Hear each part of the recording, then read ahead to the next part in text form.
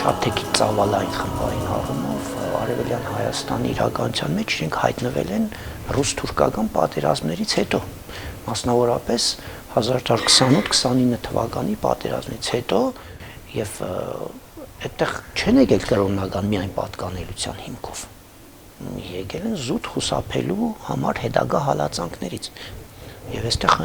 բնական է որ պետք է լինեն նաեւ հայեր, որոնք որ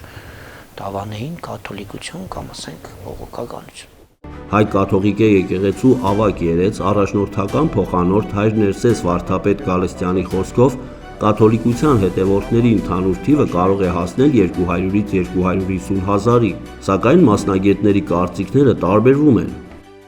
Ես չեմ կարծում, որ Հայաստանի տարածքում այդ թիվը կարող է հասնել կամ գերազանցել, ասենք 50 հազարը։